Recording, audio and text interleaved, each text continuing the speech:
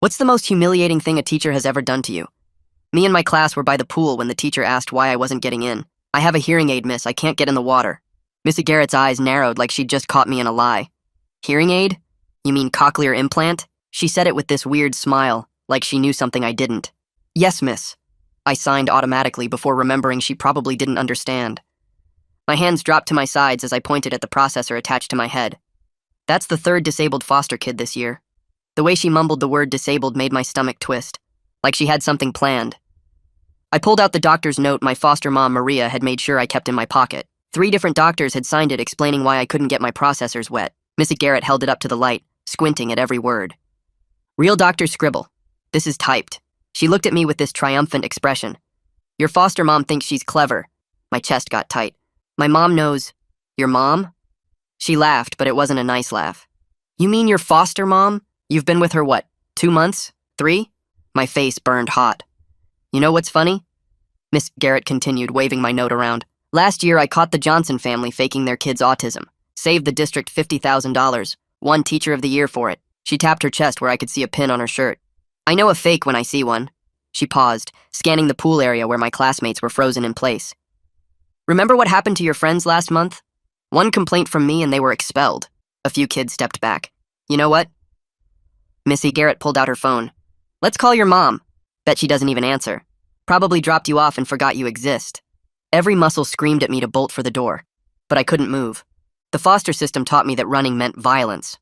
Running meant getting sent back to the group homes. My heart hammered as she dialed the number on the note. She put it on speaker, holding the phone out like evidence in a court case. Maria? Miss Garrett's voice dripped fake sweetness. Your foster child is refusing to swim. Is everything okay? Samuel has medical restrictions. Before you pretend to care, Mrs. Garrett interrupted, just know that I've caught 7 fake disability notes. 7. We both know you won't fight this. He's not worth losing your foster license over. Don't touch my son's medical equipment. Maria's voice had changed. Calm but different, like when she talked to insurance companies. Mrs. Garrett actually assertive. Your son? You've known him for 8 weeks. Real mothers would be here screaming at me. You're probably at home with your real kids. She looked right at me as she said it. Go ahead, threaten to sue. We both know you won't. Foster parents never do. She hung up before Maria could respond. The silence around the pool was suffocating. Everyone was watching now. Some kids looked scared. Some looked embarrassed for me. Josh, our quarterback, shifted closer to me. That's messed up, he said quietly. Missy Garrett heard him. Her face got red. You know what? Let me prove she doesn't actually care. She started walking toward me, and something in her eyes made me step back. If this was her real child, would I dare do this? She grabbed my arm. Never. But it's just some foster kid she'll trade in next month. She started pulling me toward the pool. My feet slipped on the wet concrete as I tried to pull back. Josh stepped between us. Move! She snarled at him. This isn't right, Josh said, his voice steady even though I could see his hands shaking. Move! She shoved past him and grabbed me again. Is she storming in here? No, because she doesn't care. That's when she reached for my processor. I tried to duck, tried to turn my head, but her fingers caught the wire. She ripped it off my head. The pain was instant, hot and sharp where the magnetic coil tore away from my scalp, taking skin with it. I felt warm blood trickling down behind my ear. If she loved him, she'd be here by now, Miss Garrett said, holding my processor up like a trophy. My entire world had gone half silent, like someone had thrown a blanket over one side of my head. Her son's medical equipment? Watch this. She threw it. I watched my $8,000 processor arc through the air and splash into the pool. It sank slowly, the lights on it flickering once before going dark. I was crying, not just from the pain or the blood I could feel running down my neck, but from the words. Each one hit harder than her hands had. Suddenly, there was a boom behind us. The gym doors slammed open so hard they bounced off the walls. Maria ran in, and I'd never seen her move that fast. Her eyes went from me to the blood to my processor at the bottom of the pool, and her face changed in a way I'd never seen before. Oh, now you show up? Mr. Garrett sneered. Nice performance. But we both know after today you'll request a different placement. Maria didn't say anything at first. She came straight to me, her hands gentle as she checked my head, her fingers coming away red. She pulled tissues from her pocket, pressing them against the bleeding. I'm sorry, I signed to her, my hands shaky. No, baby. Number. She signed back, then stood up, turning to face Mrs. Garrett. Her hand came up with one finger raised and Miss Garrett's mouth snapped shut mid-word. Maria's voice came out quiet and level, the kind of calm that made my stomach flip because I'd heard it before when she dealt with my caseworker's supervisor. She told Mrs. Garrett not to say another word, not one more word, and something in her tone made Mrs. Garrett step back. Maria kept her hand on my shoulder as she guided me toward the door, and Josh appeared at my other side with his phone held up at chest level, the red recording dot visible on the screen. We walked through the hallway and kids scattered out of our path, their whispers following us like static. The nurse's office had that sharp chemical smell mixed with old paper, and Nurse Hines looked up from her desk as we entered. Her eyes went straight to my head, and she was up and moving before Maria even said anything. She pulled gloves from a box and guided me to the exam table, her fingers gentle as she tilted my head to see the wound better. The camera on her phone clicked 3 times as she photographed the bleeding and the raw spot where the magnetic coil had ripped away skin. She wrote in her log with quick, precise movements, noting the time and the visible injury and the blood that had soaked through Maria's tissues. Maria stood beside me with her hand still on my shoulder, while Nurse Hines cleaned the wound with stinging antiseptic that made me wince. My hands shook in my lap, and I couldn't make them stop. Couldn't make the half-silence in my head go away, or forget the feeling of Mrs. Garrett's fingers catching the wire. Nurse Hines pressed gauze against the wound and taped it down, then made more notes about the location and size of the injury. Maria had her phone out now, her voice shifting into that insurance tone as she called someone and started talking about documentation and medical records and incident reports. Nurse Hines was still cleaning up when Principal Hartman walked in, looking like he'd rather be anywhere else. Maria didn't wait for him to speak, just held out her phone showing the photos Nurse Hines had taken of my bloody head, and then swiped to show the processor sitting at the bottom of the pool. Hartman started saying something about investigating the situation and gathering all the facts, but Maria cut him off and said we were going to urgent care right now and he would be hearing from us very soon. Her voice stayed level, but I could feel the anger underneath it, controlled and sharp. Hartman nodded and said he understood, that he would begin the investigation immediately, and Maria just looked at him with an expression I couldn't read. That's when Missy Garrett appeared in the doorway, her face red and her hands moving as she tried to explain herself. She said she was enforcing pool safety, that she had to verify my disability was real because she'd caught fakes before.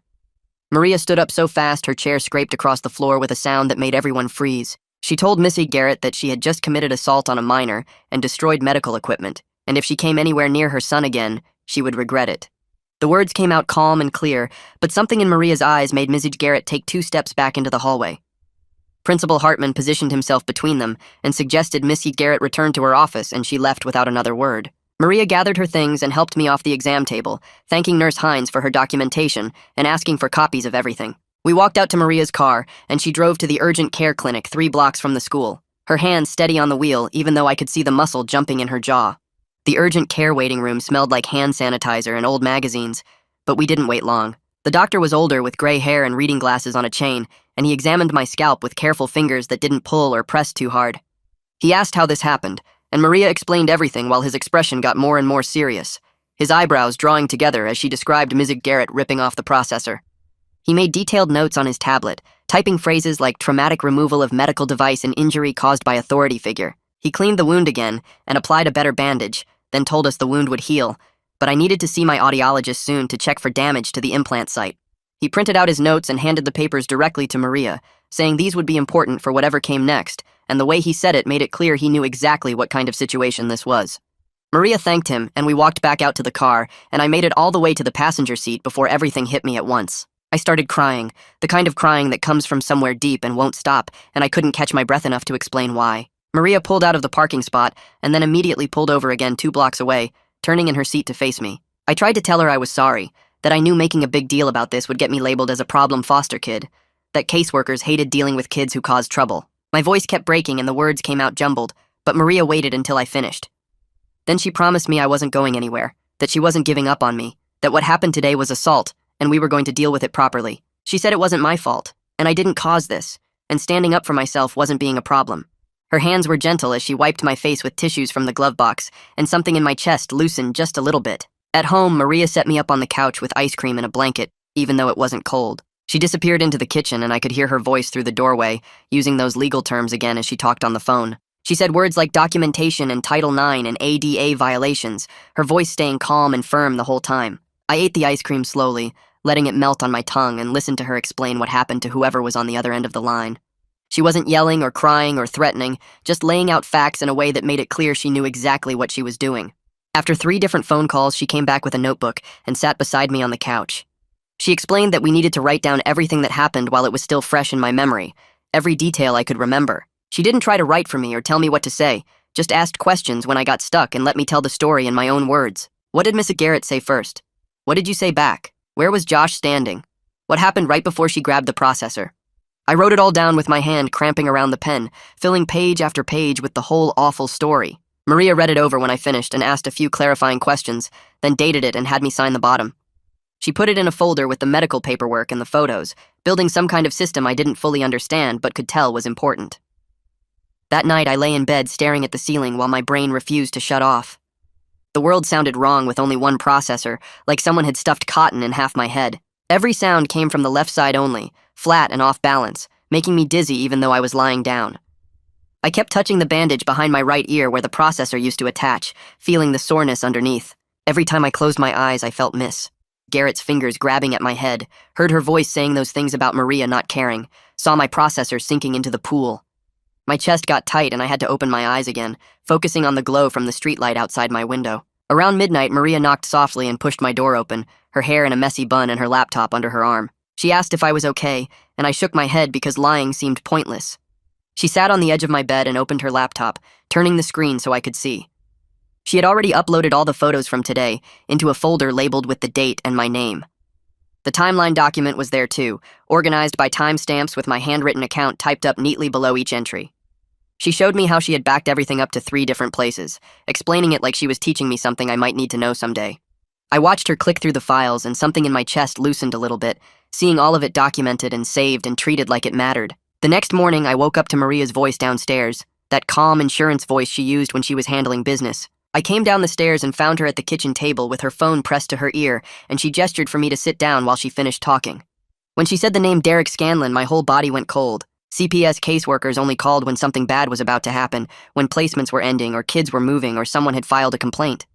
Maria must have seen my face change because she reached across the table and squeezed my hand, then tapped her phone screen to put the call on speaker. Derek's voice came through asking if this was a good time to talk, and Maria said yes. Samuel was right here with her. My heart hammered against my ribs as Derek explained that the school had filed an incident report about what happened at the pool, and he needed to follow up as part of his regular monitoring. He asked me directly if I felt safe at home with Maria, and my voice came out shaky and small when I said yes. He asked if I wanted to stay in this placement, or if I wanted to request a change, and I said I wanted to stay here, my words getting stronger because that part was true and easy. Maria squeezed my hand again while Derek made notes on his end, the sound of his pen scratching across paper coming through the speaker. He said he was documenting this as a school safety issue, not a placement problem, and that he would be noting in his report that I expressed a clear desire to remain with Maria.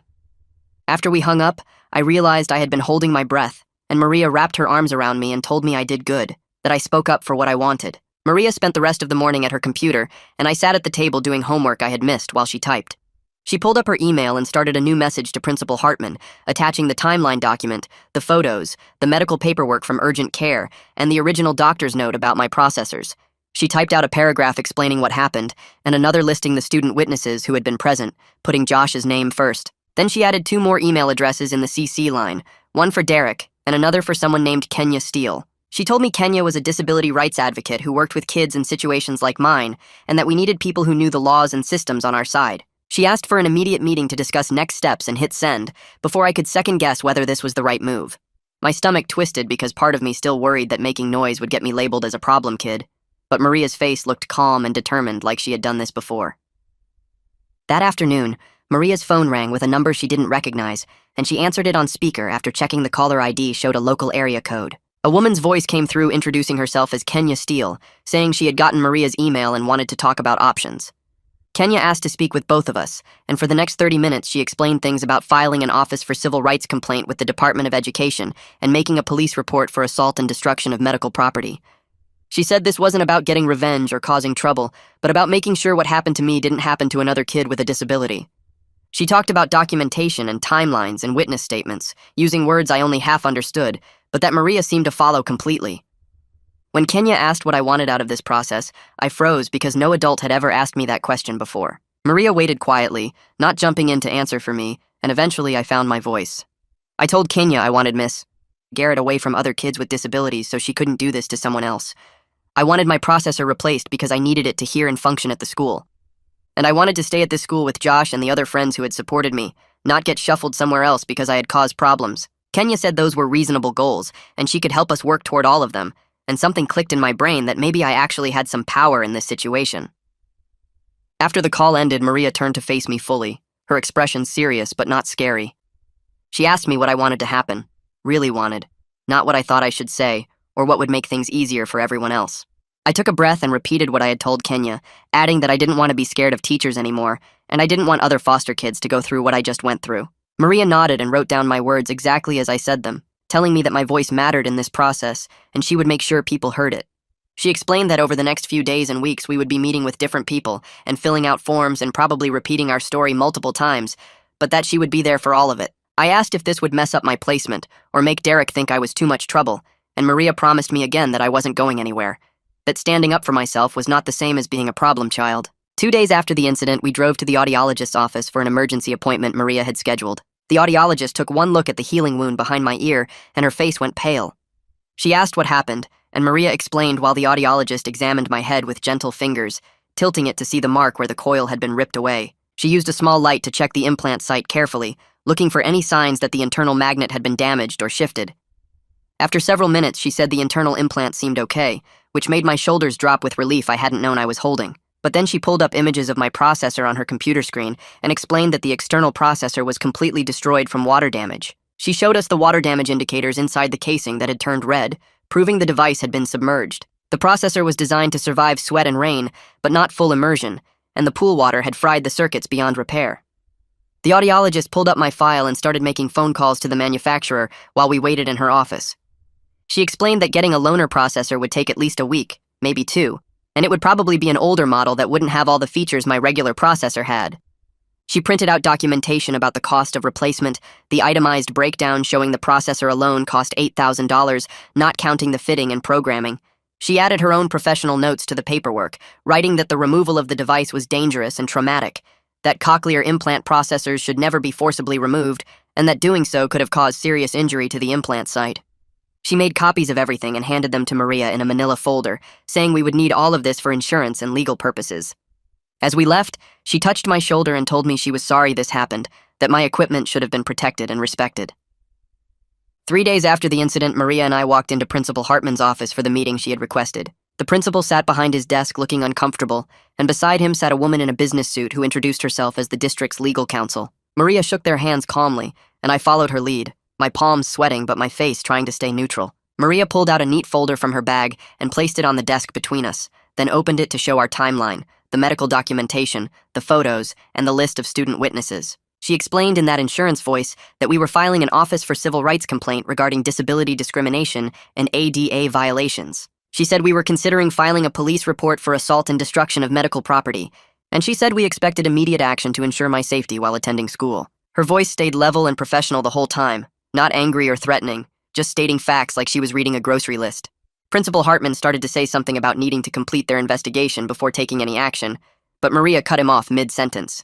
She said the investigation could happen while I was removed from Ms. Garrett's class permanently, that there was no reason I should have to see or interact with the teacher who had assaulted me while they figured out what disciplinary action to take. The lawyer leaned over and whispered something in Hartman's ear, her face tight and worried. Hartman cleared his throat and said they could transfer me to a different PE section immediately, effective tomorrow, and that Mr. Garrett would be instructed to have no contact with me. Maria asked for that in writing, and Hartman nodded, making notes on a pad of paper. The meeting lasted 20 minutes, and when we walked out, I realized my hands had stopped shaking, because for the first time since this started, I felt like adults were actually listening and taking action. The meeting had revealed something else that made Maria's jaw tighten. Principal Hartman explained that Miss Garrett claimed she was protecting other students from my fraudulent medical note and that I was faking my disability to avoid swimming. Maria didn't raise her voice, but her face went hard as she pulled 3 letters from her folder and slid them across the desk. Each one came from a different doctor, all on official letterhead with clinic logos and contact information printed clearly at the top. The letters explained my cochlear implants in medical terms, described the surgery I'd had when I was 3, and detailed exactly why water exposure to the processors was dangerous. One letter even included photos of the internal implant components visible on my skull x-rays. Hartman's face changed as he read through them, and the lawyer beside him started taking notes quickly. Maria asked if those looked fraudulent, and Hartman admitted they did not.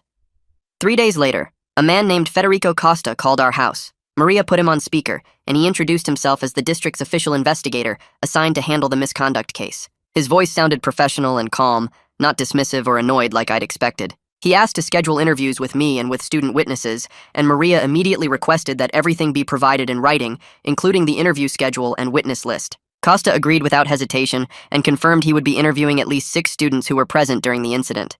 He asked Maria to send him our documentation and said he would review everything before the interviews. After the call ended, Maria made notes about the conversation date and time, adding it to her growing timeline file. That night, my phone buzzed with a text from Josh. He said 5 other kids from pool class wanted to give statements about what they saw and asked if it was okay to share my number with them. My hands shook a little as I typed back yes. Within an hour, 3 different classmates had texted me saying they wanted to help and that what Ms. Garrett did was wrong. One girl named Ashley said she'd been scared of Ms. Garrett all semester because of how she talked about kids with accommodations. Another guy named Marcus said he recorded part of the incident on his phone before Ms. Garrett noticed. I showed Maria the messages and she smiled, saying this was good because multiple witnesses made the case stronger. For the first time since the pool, I felt less alone. Other people had seen what happened, and they believed me. 2 days after that, Derek came to the house for his regular check-in visit. Maria opened the door and let him in, but then stepped back, telling me I could show him my room and talk to him privately if I wanted. We went upstairs and Derek sat in my desk chair while I sat on my bed. He asked how I was doing and if I felt safe here with Maria. The old fear kicked in automatically because caseworker questions usually meant they were thinking about moving me. But I made myself answer honestly. I told him Maria had been amazing, that she fought for me when Ms. Garrett hurt me, and that I felt safer here than anywhere I'd lived in the foster system. Derek wrote that down in his notebook and gave me a small smile. He said he could see the placement was working well, and that he was impressed with how Maria had handled everything. He made notes about the incident being a school problem, not a placement issue, which meant I wasn't getting moved. Kenya came over that weekend to help us draft the Office for Civil Rights complaint. She spread papers across our kitchen table and explained what needed to be included. Then she surprised me by asking if I wanted to write a section in my own words about how the incident made me feel and what I needed from the school. Maria handed me a laptop and I stared at the blank document for a while before starting to type. I wrote about being scared to trust adults because so many had let me down in foster care. I wrote about how Miss Garrett proved all my worst fears right when she grabbed my processor and said Maria didn't really care about me. But then I wrote about how Maria proved that some adults actually do protect kids, that she showed up and fought for me even though I'd only been with her a few months. Kenya read what I wrote and said it was powerful, that hearing directly from students affected by discrimination made these complaints stronger. The complaint got filed officially on Monday. Kenya walked us through the online submission process and explained the timeline would be months, not weeks, because federal investigations moved slowly. But she said it created an official paper trail and put the district on notice that they were being watched. Maria printed 3 copies, one for our records, one for Derek's file, and one for her own backup system. She had a whole filing system now with color-coded folders for medical records, school correspondence, legal documents, and witness statements. I'd never seen anything like it in foster care. Usually paperwork just disappeared or got lost when you moved placements. Going back to the school felt hard. I only had one working processor and the world sounded flat and exhausting. Every classroom felt too loud on one side and too quiet on the other.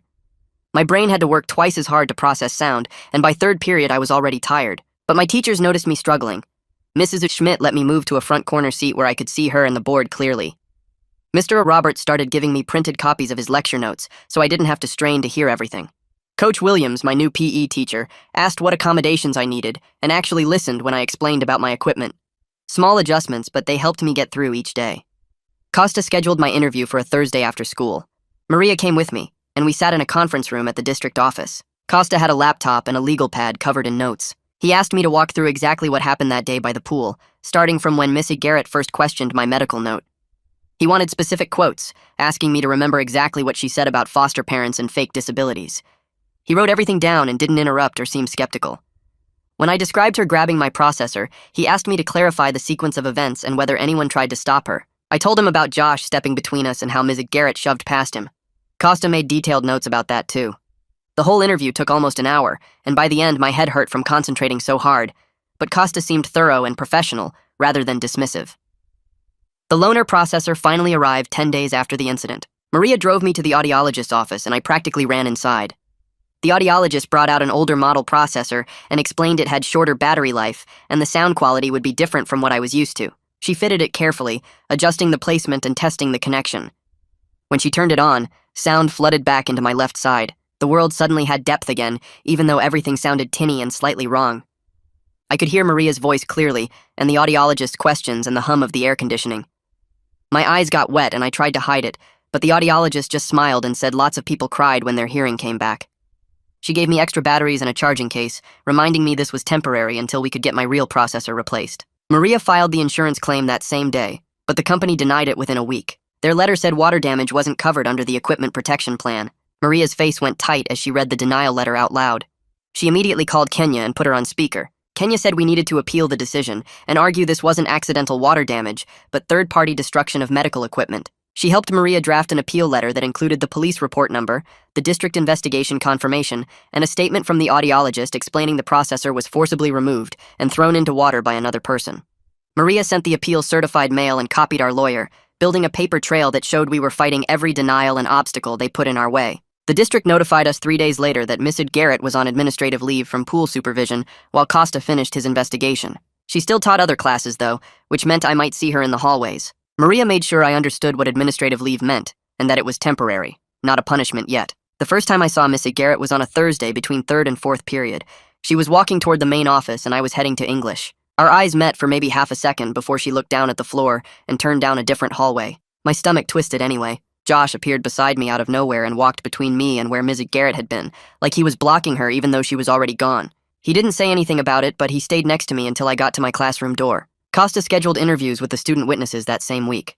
Josh went first on Friday morning and texted me right after his interview ended, saying he told Costa everything, including the stuff Mrs. Garrett said about foster kids not mattering and how she talked about my disability being fake before she even grabbed my processor. 2 other students from the pool class, kids I barely knew, sent me messages through Josh saying they mentioned to Costa how uncomfortable they felt watching Mrs. Garrett question whether my medical note was real. One girl said she remembered thinking it was weird that a teacher would accuse a student of lying about being disabled.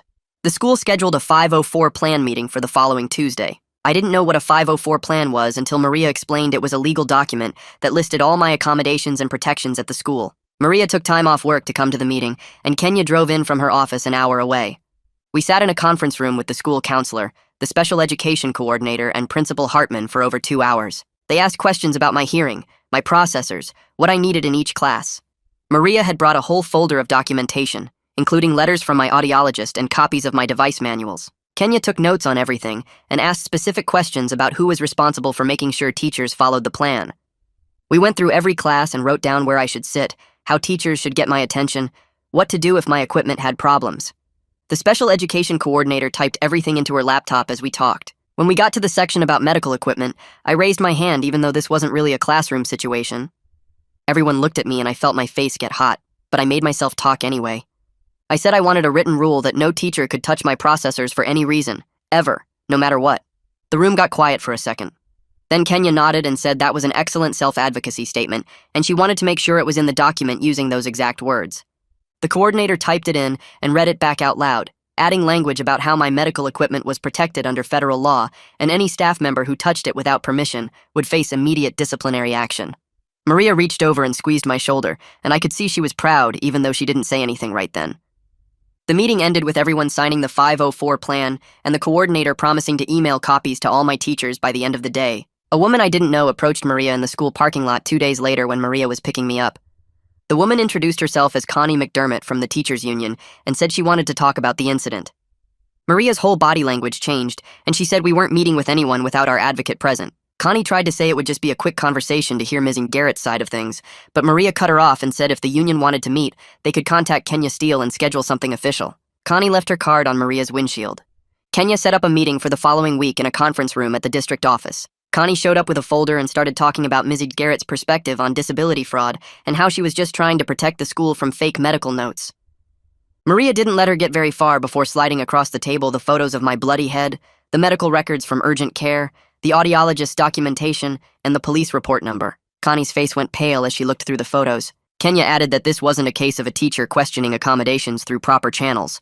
This was assault and destruction of medical equipment, and the union might want to think carefully about how much they wanted to defend that. Connie gathered up her folder and said she needed to consult with her team. 4 weeks after the incident, Costa called to schedule a preliminary findings meeting. Maria, Kenya, and I sat across from Costa and Principal Hartman in Hartman's office, while Costa read from his notes. He said multiple witnesses backed up my version of what happened, including specific quotes about Ms. Garrett saying foster parents don't care and questioning my disability. Costa had also found 2 prior informal complaints about Ms. Garrett questioning students' disabilities, though nothing had been formally written up or investigated before.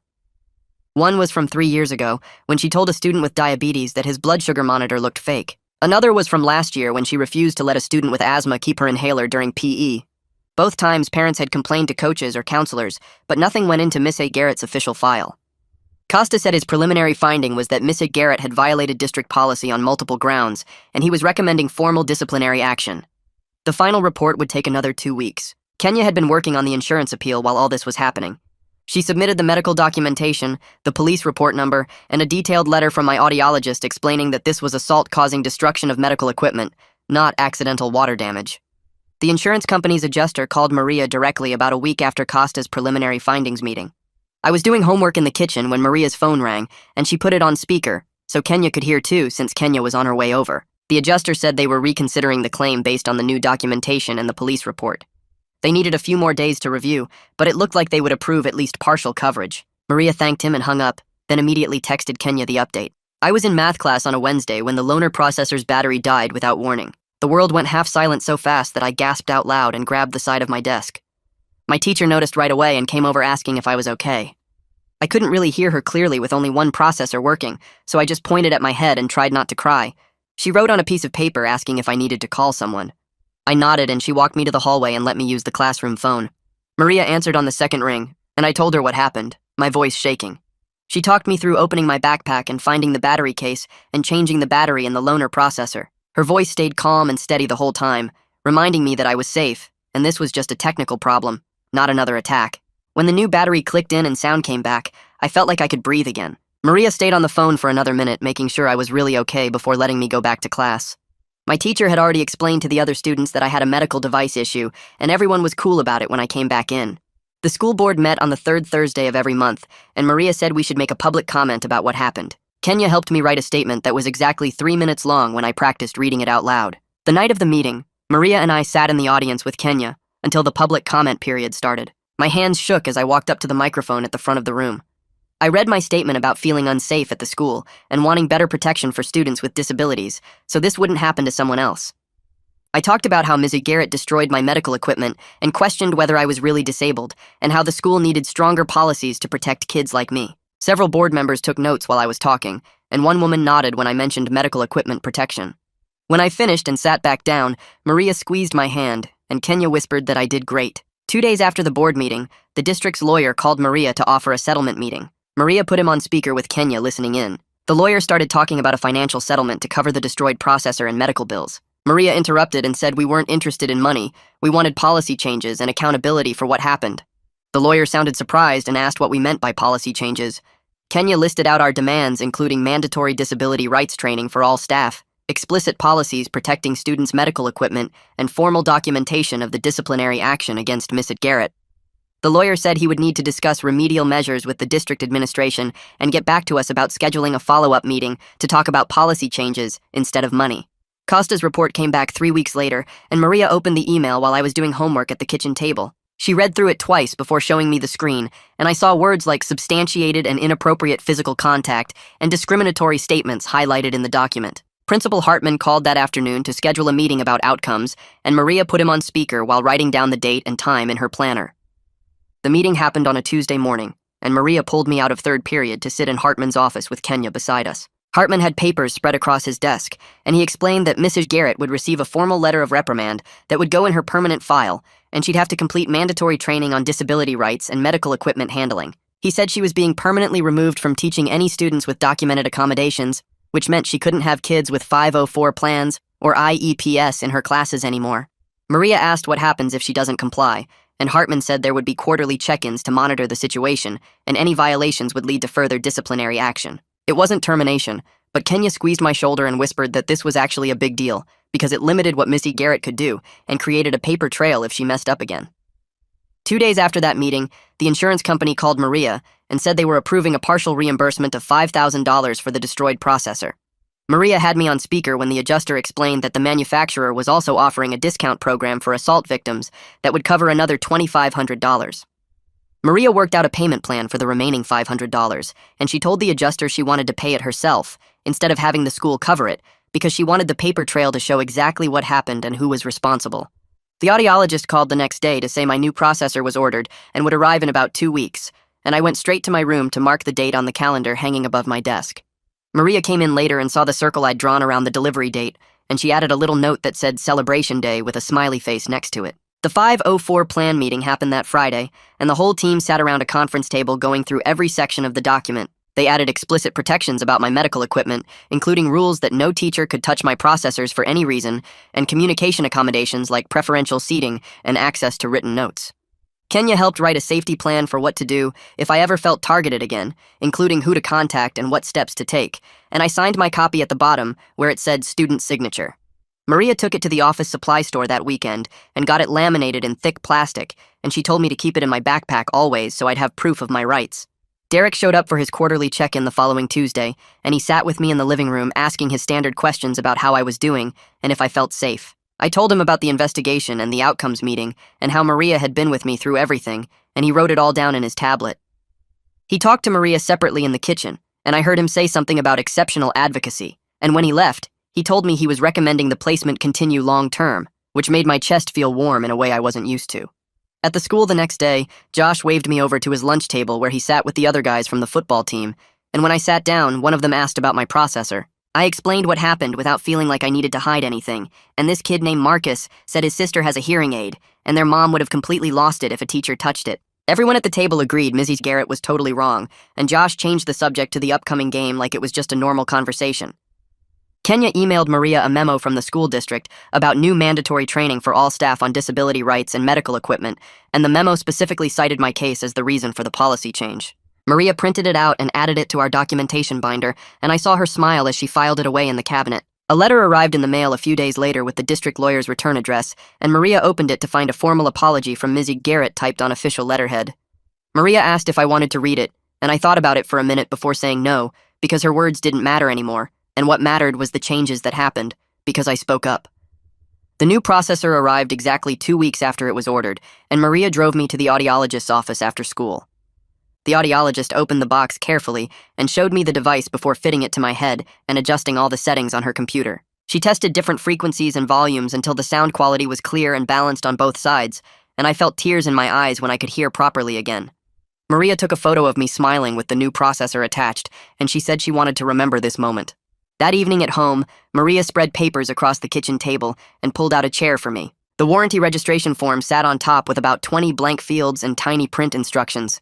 She handed me a pen and pointed to the first section asking for device serial number and purchase date. I looked at the box the processor came in and copied the numbers carefully while Maria watched me write. She didn't fill anything out herself, but sat beside me and explained what each section meant and why they needed that information. The insurance documentation was thicker with questions about medical necessity and provider information, and I had to look up codes from my audiologist's paperwork. Maria showed me where to find everything in our binder and how to match the codes to the right boxes. My hand cramped after the third page, but I kept going because she said I needed to know how to do this myself. She explained that adults with disabilities had to handle their own paperwork all the time, and the sooner I learned, the easier my life would be.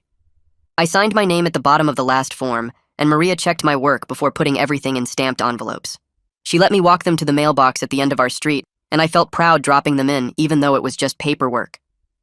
2 days later, Maria asked if I wanted to go somewhere after school, and I said sure without asking where. She drove to the school and parked near the gym, and my chest got tight when I realized where we were going. The pool area was empty because PE classes had ended an hour ago. Maria walked in first, and I followed her to the bleachers where we sat down in the quiet space. My heart hammered so hard I could feel it in my throat, and my hands started sweating. The pool water looked normal and calm without anyone in it. I stared at the spot where my processor had sunk and felt my breathing speed up. Maria didn't say anything, but she sat close enough that our shoulders touched. I counted to 60 in my head 3 times while we sat there, and my heart rate slowly came back down. We stayed for 15 minutes, and then Maria asked if I was ready to go. I nodded, and we walked out together, and I felt shaky, but okay. She didn't make it a big deal or ask how I felt. She just drove us home and started making dinner like we'd done something normal. The next Monday, Principal Hartman called me to his office over the intercom during math class. My stomach dropped, and I gathered my stuff with shaking hands because office calls usually meant bad news. I walked down the hallway expecting the worst. Hartman's secretary waved me in, and he stood up from his desk when I entered. He gestured to a chair, and I sat down stiffly. Hartman cleared his throat and said he wanted to apologize personally for not protecting me better during the incident. He explained the district had implemented new policies about medical equipment and disability accommodations. Teachers couldn't touch or question medical devices anymore without serious consequences. He asked if I felt safer now with the changes. I thought about it for a minute before answering honestly that I did feel safer mostly. Some days I still tensed up around teachers I didn't know well, but it was getting better. Hartman nodded and said his door was always open if I needed anything. He handed me a pass back to class, and I left feeling lighter than when I'd walked in. Kenya called Maria that afternoon with news about the OCR complaint. I sat on the couch doing homework while Maria put her on speaker.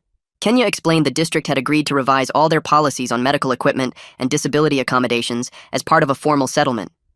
The agreement included mandatory training for staff and clear procedures for handling medical needs. Kenya said this would create precedent that protected other students beyond just me. I felt something warm spread through my chest, knowing that what happened to me might stop it from happening to someone else.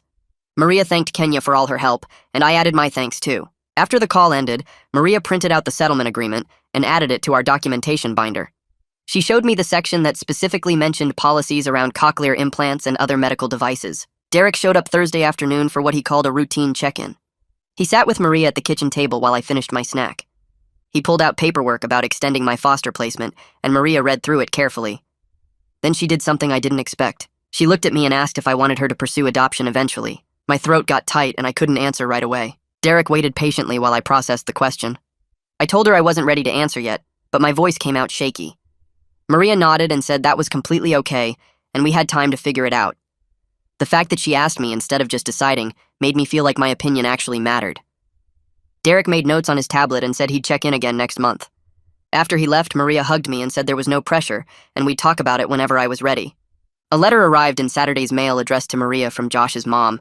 Maria opened it at the kitchen table and read it with a surprised smile. She handed it to me, and I read the thank you note about raising me to stand up for myself. It felt weird because I'd only been with Maria for a few months. The note said Josh had told his mom everything about the pool incident and how I'd handled it. Josh's mom wrote that she was grateful Maria was teaching me to advocate for myself. Maria showed me the note again and said she was proud of how brave I'd been through everything. I looked at her face and realized I actually believed her when she said it. She wasn't just saying words to make me feel better. She meant it. My therapy appointment Tuesday afternoon was different because my therapist had a new assignment. She asked me to write a letter to my future self about what I'd been through. I stared at the blank paper for a while before starting. I wrote about being scared when Missy Garrett grabbed my processor and how terrified I was that speaking up would get me sent away. I wrote about learning that sometimes adults actually listen and protect you. I wrote about Maria and how she showed up and stayed. My therapist read it when I finished and said to keep it somewhere safe. She explained that if I ever doubted myself again, I should read this letter and remember how strong I'd been. I folded it carefully and put it in my backpack. The school year ended 3 weeks later and I passed all my classes. My teachers had been understanding about the time I missed dealing with everything. My report card came in the mail, and Maria opened it at the kitchen table. She read through the grades and then the teacher comments on the back. They'd written notes about my resilience and growth. Maria got up and stuck the report card on the refrigerator with a magnet like I was a regular kid whose grades deserved to be displayed. I stood there looking at it and felt something shift inside my chest. Maria took me shopping for summer clothes on Saturday morning. We went to the mall and she let me pick out shorts and shirts I actually liked. Then she asked if I wanted to look at waterproof cases for my processor. We found them at an electronics store and I looked through the options. The cases came in different colors and sizes. I picked a bright blue one that was impossible to miss. Maria said it was perfect, and we bought it along with the clothes. Holding that case felt like taking back something Miss Garrett had tried to steal. I could go swimming now without fear. The blue case sat on my dresser at home, and every time I looked at it, I felt a little bit stronger. My phone buzzed with a text from Josh 3 days before the 4th of July. He invited me to his family's barbecue and said there would be swimming and food. I found Maria in the living room and asked if it was okay to go. She smiled and said of course and offered to drive me there. She treated it like the normal teenage social event it was. No big deal. No making it weird. Just a regular kid going to a regular party. I texted Josh back that I'd be there. The 4th of July came hot and bright. Maria drove me to Josh's house and his family had set up tables in the backyard with a grill smoking and a pool that looked perfect. I grabbed my bright blue waterproof case from my bag and felt the weight of it in my hand, solid and real. Josh waved me over, and I walked through the yard past his parents and aunts and uncles who smiled but didn't stare. The pool was full of kids already splashing around, and I clipped my processor into the case, checked the seal twice, and jumped in. The water was cold and clean, and nobody asked me weird questions about why I was wearing the blue case on my head. Josh's little sister swam over and pointed at my processor through the clear plastic. She asked if it was like a robot ear, and I explained how the microphone picked up sounds and sent signals to my brain. She thought that was cool, and asked if I could hear underwater, and I told her not really, just like everyone else. We played Marco Polo, and I could hear people calling out with my one working processor, and it felt normal, like just being a kid at a pool party. After swimming, I dried off and found Maria sitting on the back porch with Josh's mom, both of them drinking lemonade and watching the yard. I sat down on the steps, and Maria came over and sat beside me. She asked how I was really doing with everything that happened. I told her some days were still hard, and I got nervous around teachers sometimes, but I was learning to trust that she would back me up, and that made things easier. She nodded and didn't push for more, just sat there with me while the sun dried my hair. Later that evening, when we were getting ready to leave, I was helping Maria carry dishes to the car, and I called out asking where she wanted me to put them. The word came out without thinking. Mom. Not foster mom, just mom. I froze for a second, but Maria just smiled with her eyes getting shiny, and she took the dishes and set them down and hugged me. She said she loved me too, and I hugged her back, really hugged her, and it felt right. The rest of summer passed with me getting used to calling her mom, and her never making it weird or correcting me. When August rolled around and school supply shopping started, I felt different from I had in May. The new processor sat charged on my dresser, and my 504 plan was printed and tucked in my backpack. The first day of school, I walked through the front doors, and Josh was already at my locker waiting like he'd promised over text. He asked if I was good, and I told him, yeah, I was good. We walked to first period together, and I noticed Miss Garrett wasn't in the hallway or the gym.